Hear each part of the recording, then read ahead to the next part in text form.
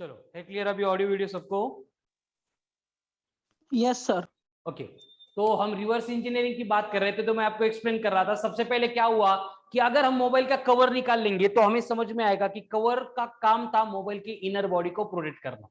उसके बाद में अगर मैं माइक होता है नीचे एक माइक माइक निकाल लूंगा, फिर मोबाइल चेक करूंगा तो समझ में आएगा कि आवाज ही नहीं जा रही है। मतलब जो कंपोनेंट हमने निकाला था जिसको अपन माइक बोल रहे थे, इसका काम है कि सामने वाले को मतलब वहां पे हमें साउंड ट्रांसलेट होके आवाज जाती। समझ में आ रहा है? इस तरह से हम हर एक मोबाइल में जो भी कंपोनेंट है उसकी वर्किंग को एनालाइज कर सकते हैं, समझ सकते हैं। इसको बोला जाता है रिवर्स इंजीनियरिंग। ठीक है, रिवर्स वे से थिंक करना। तो ये जो दो लोग थे माइकल फैराडे एंड हेनरी, इन सब बातों पे पूरी दुनिया जो है इनको फॉलो करके इसी के पार्ट में इन्वेंशन करने में लगी थी, लेकिन इन दोनों ने उसके अपोजिट वे से थिंक करना शुरू किया।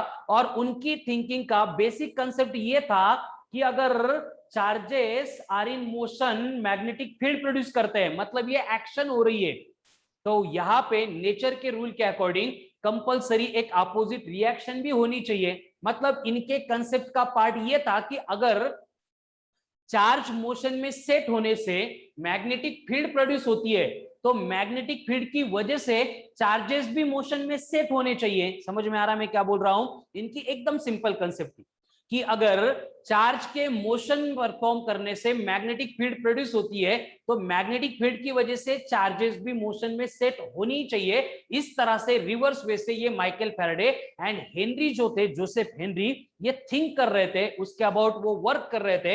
एंड इस वर्क में सबसे जो अर्ली सक्सेस था वो सर माइकल फैराडे को मिला था। जोसेफ हेनरी को मिला लेकिन बाद में मिला, इसलिए हम पूरा क्रेडिट जो है वो माइकल फैराडे को देते हैं। ठीक है, अब माइकल फैराडे ने किया क्या देखो, उसने सेम पार्ट कंसीडर करने के लिए एक कंडक्टर रखा।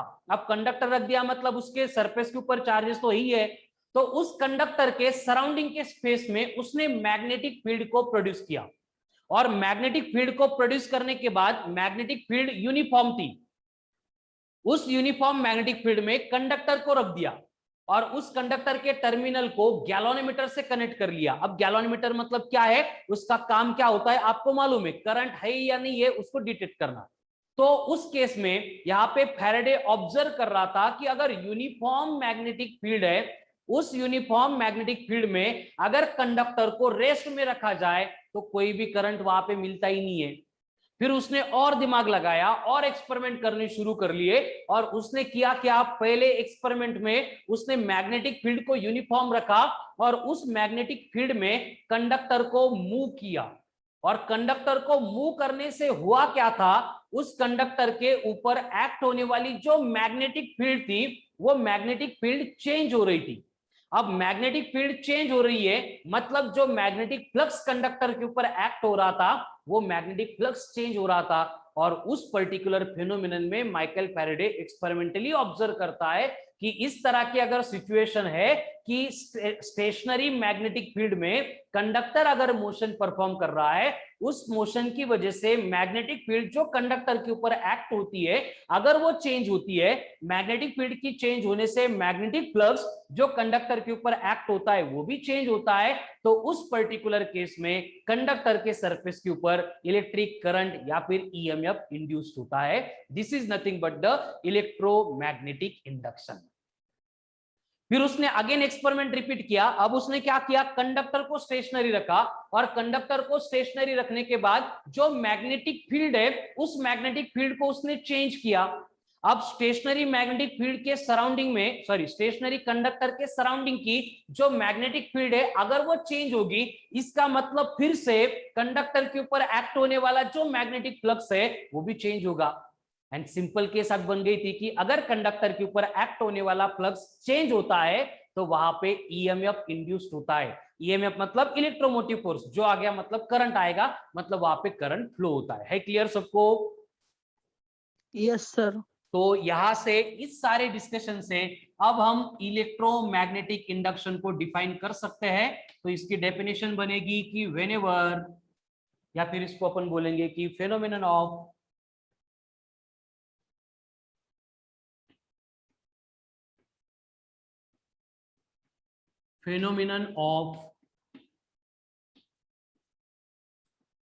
production of an induced EMF on the surface of conductor whenever it is linked with external changing magnetic flux. Flux बोलो या फिर फील्ड बोलो, is called as electromagnetic induction. ठीक है, पूरी डेफिनेशन अब बोर्ड पे लिखी है, ध्यान से देखो, एकदम पूरा एक्सप्लेनेशन इससे रिलेटेड हो गया है कि यहाँ पे प्रोडक्शन होगा, किसका प्रोडक्शन होगा, ईएमएफ का। ईएमएफ मतलब इलेक्ट्रोमोटिव फोर्स का, और ये इलेक्ट्रोमोटिव फोर्स का प्रोडक्शन क्यों होगा, क्योंकि उसके लिए हम क्या करेंगे, एक कंडक्टर होगा, उसको हम लिंक करेंगे। लिंक करेंगे मतलब रख देंगे कहां पे, एक्सटर्नल चेंजिंग मैग्नेटिक फील्ड और चेंजिंग मैग्नेटिक फ्लक्स। इस फेनोमेनन को बोला जाता है electromagnetic induction. Clear? Electromagnetic induction clear सबको? Yes sir. ओके, तो अभी ये इलेक्ट्रोमैग्नेटिक इंडक्शन है जिसको एक्सप्लेन किया था सर माइकल फैराडे ने। तो नेक्स्ट पॉइंट हम पढ़ेंगे सेम पार्ट से related, that is Faraday's laws of electromagnetic induction.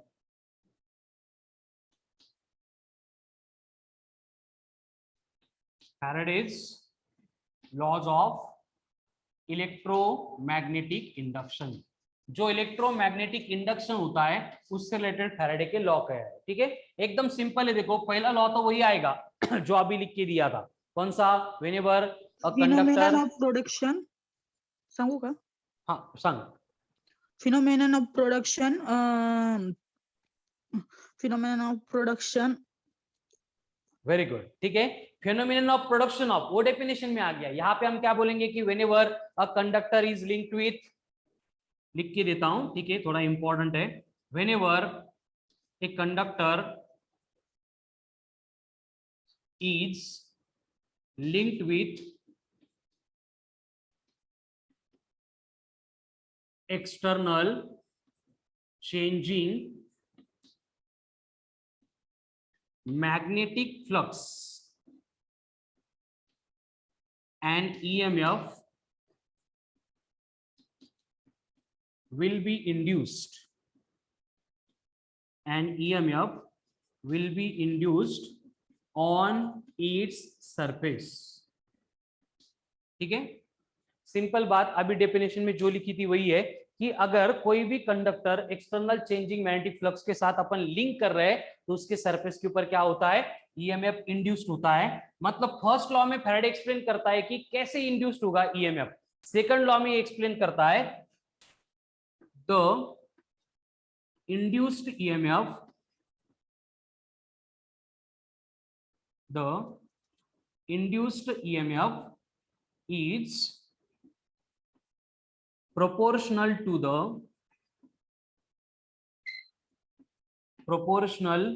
the rate of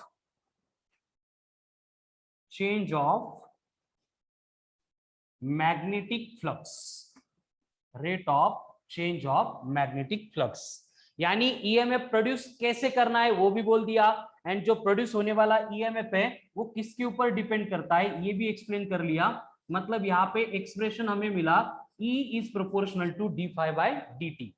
फिर से वही बात, प्रोपोर्शनलिटी साइन आ गए, फिर हम उसको रिप्लेस करके कांस्टेंट इंट्रोड्यूस करेंगे एंड E बनेगा K इंटू d∅/dt। एंड ये K की वैल्यू जो है हम उसको 1 कंसीडर करते हैं, एंड अगर ये K इक्वल्स टू 1 हो गया तो इंड्यूस्ड ईएमएफ का फॉर्मूला हमें मिल गया E is equals to d∅/dt। तो ये बन गए हमारे Faraday's laws of electromagnetic induction. है क्लियर? कितना सिंपल है देखो। ठीक है, जो डेफिनेशन में था वही फैराडेज लॉ में आ गया कि क्या होगा कि जब कभी भी हम कंडक्टर को एक्सटर्नल मैग्नेटिक फ्लक्स में लिंक करेंगे, जो चेंजिंग है, कंडीशन क्या है, कि मैग्नेटिक फ्लक्स कंपलसरी चेंज होना चाहिए। अगर एक्ट होने वाला फ्लक्स चेंज नहीं होगा तो कोई ईएमएफ इंड्यूस नहीं होगा, क्योंकि देखो मैंने यहाँ पे क्या लिखा है, E इक्वल्स टू लिखा है d phi by d t. अगर फाई कांस्टेंट हो गया, फाई मतलब फ्लक्स है, तो कांस्टेंट हो गया, तो कांस्टेंट का डेरिवेटिव क्या होता है, कांस्टेंट का डेरिवेटिव कितना है, 0। इसलिए यहां पे ईएमएफ भी कितना बनेगा, 0 बनेगा। अगर ईएमएफ हमें नॉन जीरो चाहिए तो वहां पे कंडीशन है कि फाई की जो वैल्यू है वो चेंजिंग चाहिए, वो अगर चेंज होगी तभी वहां पे ईएमएफ इंड्यूस्ड होगा। है clear? Yes sir.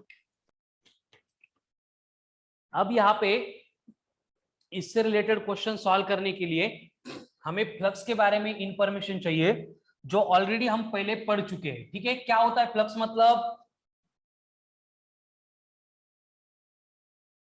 Magnetic flux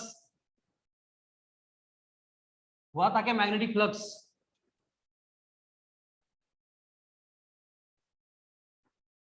शुभंकर,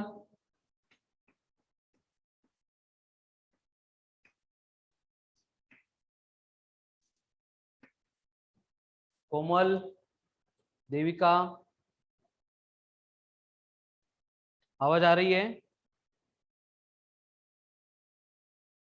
नहीं?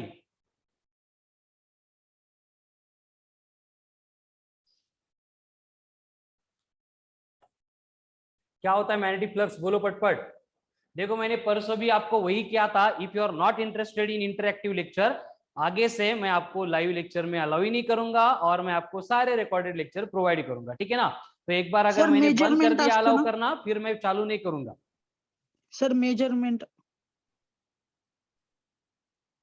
मेजरमेंट एंड उसके साथ साइमल्टेनियसली और एक बात, यहाँ